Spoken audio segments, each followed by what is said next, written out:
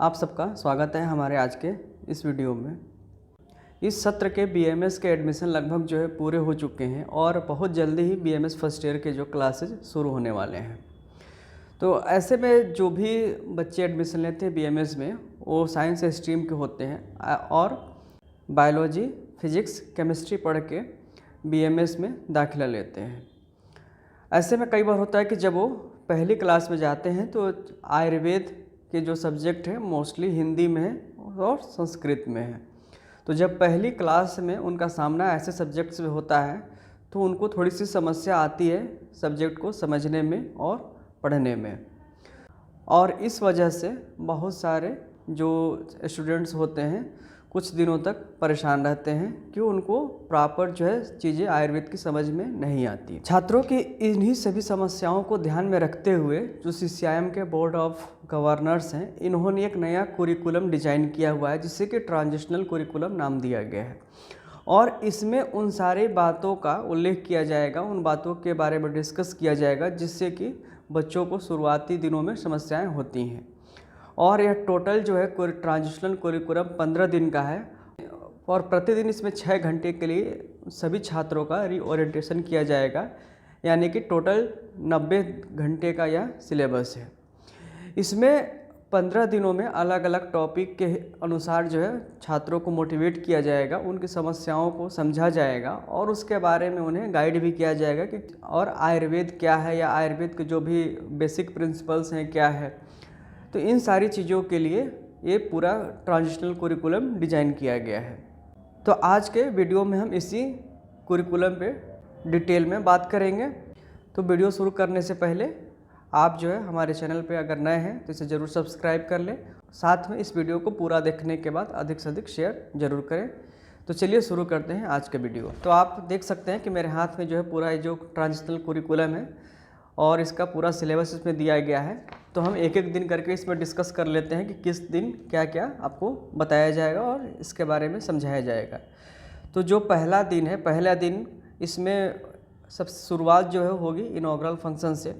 उसके बाद इसमें मेनली पहला दिन इंटरेक्शन पे आधारित है, यानी कि इसमें छात्रों के साथ इंटरेक्शन और जो उनके पेरेंट्स हैं उनके साथ इंटरेक्शन किया जाएगा और उसमें उनको बताया जाएगा कि आयुर्वेद या जो भी हमारे यूनानी होम्योपैथी सिस्टम है उनमें क्या यूनिक है और कैसे हम अदर सिस्टम्स के साथ साथ इस देश के जो स्वास्थ्य ढांचे में अपना योगदान दे सकते हैं। इस कुरिकुलम में एक चीज़ का और भी ध्यान रखा गया है कि 15 दिन डेली 1 घंटा आपको संस्कृत वाचन के लिए भी समय रखा गया है, ताकि जब कुरिकुलम समाप्त हो तो संस्कृत के प्रति आपको कोई संकोच हिचकिचाहट न रहे और आप आसानी से संस्कृत के जो श्लोक हैं उनको समझ सकें, हमारी जो संहिताएं हैं उनको पढ़ने में आपको कोई कठिनाई न हो पाए।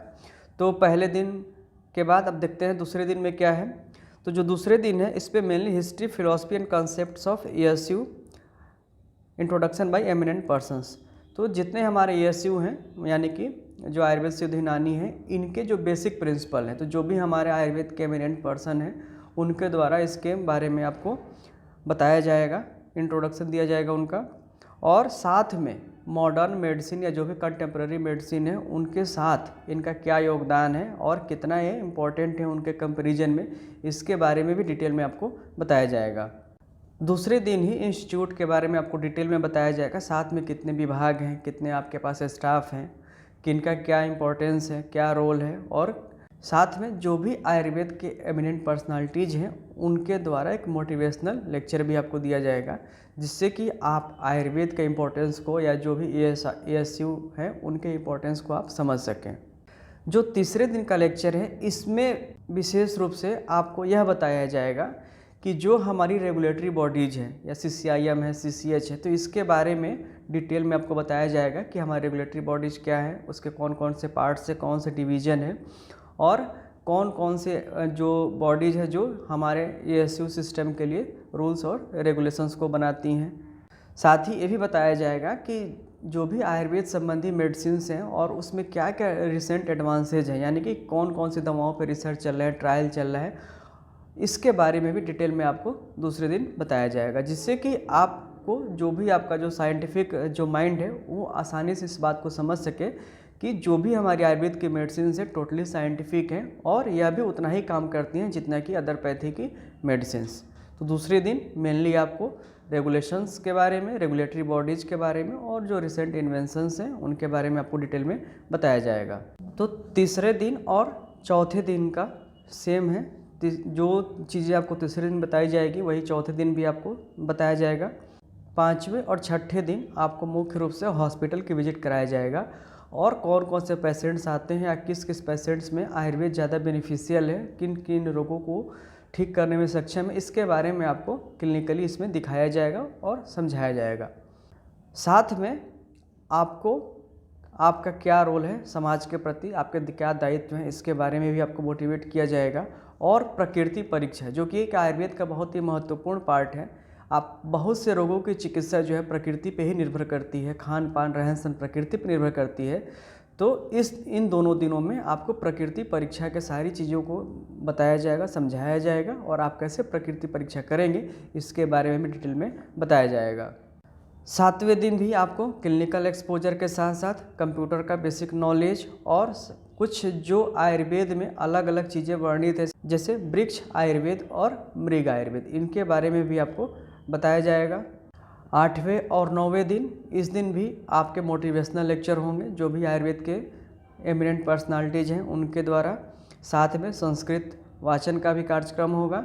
इसके अलावा कंप्यूटर स्किल्स, योग, मेडिटेशन और गेम एंड स्पोर्ट्स, इन सब के बारे में भी आपको मोटिवेट किया जाएगा कि क्यों ये जो है स्वास्थ्य के लिए आवश्यक है। जो 10वें दिन का जो शेड्यूल है उसमें मेनली आपको अपने HOD के द्वारा सारे सिलेबस के बारे में आपको डिटेलिंग की जाएगी। कौन कौन सी चीज़ें आपको पढ़नी है, आपके सिलेबस में कौन सी चीज़ें इंपॉर्टेंट है, उनका क्या इम्पोर्टेंस है आपके क्लिनिकल प्रैक्टिस में या आगे आप जो भी रिसर्च करने जाएंगे तो क्या इम्पोर्टेंस है, इन सारी चीज़ों के बारे में आपके HOD के द्वारा या जो भी एमिनेंट पर्सनालिटीज़ हैं या जो भी उसके एक्सपर्ट हैं उनके बारे में आपको बताया जाएगा। साथ में योग और मेडिटेशन के बारे में भी इस दिन बताया जाएगा। 11वें दिन जो जितने भी हमारे नेशनल हेल्थ प्रोग्राम हैं उनमें आयुर्वेद का क्या इम्पोर्टेंस है, हम कितना हद तक उन जो भी हेल्थ पॉलिसीज़ हैं, जो हेल्थ प्रोग्राम्स, उनमें हम कहाँ अपना योगदान दे सकते हैं, इनके बारे में। साथ ही जो फार्मास्यूटिकल इंडस्ट्रीज़ हैं, मैन्युफैक्चरिंग यूनिट्स हैं, उनके जो रिनाउंड जो साइंटिस्ट हैं, फिजिशियंस हैं या आपके मैनेजिंग डायरेक्टर्स हैं, उनके द्वारा आपको जो है लेक्चर दिया जाएगा और मोटिवेट किया जाएगा और वो आपको लेक्चर के माध्यम से बताएंगे कि जो है आप प्रैक्टिस के अलावा इन सारे फील्ड में भी जा सकते हैं और अपना करियर जो आप इसमें बना सकते हैं। साथ ही स्ट्रेस मैनेजमेंट जो कि काफ़ी इंपॉर्टेंट पार्ट है। जब भी कोई भी स्टूडेंट नए कोर्स में आता है तो बहुत सारी स्ट्रेस होती है फ्यूचर प्लानिंग को लेके, तो स्ट्रेस मैनेजमेंट के लिए भी आपको इसमें काफ़ी चीज़ें सिखाई जाएंगी। और ऐसे ही आने वाले जो है सभी दिनों में आपको इन्हीं सारी चीज़ों को और डिटेल में बताया जाएगा, यानी कि आपका डाइट कैसा हो, दिनचर्या कैसी हो, ऋतुचर्या कैसी हो। तो टोटल जो है 15 दिन का शेड्यूल है, ये काफ़ी ज़्यादा जो है बेहतर होने वाला है सभी नव प्रवेशी छात्रों के लिए जो BMS में आने वाले हैं। तो जो ये CCIM द्वारा जो ट्रांजिशनल करिकुलम बनाया गया है काफ़ी ज़्यादा बेहतरीन है और बहुत ही ज़्यादा जो भी BMS में नव प्रवेशी छात्र हैं उनके लिए उपयोगी सिद्ध होने वाला है। तो आज का ये वीडियो अगर आपको अच्छा लगे तो इसे अधिक से अधिक लाइक कीजिए और शेयर कीजिए। धन्यवाद।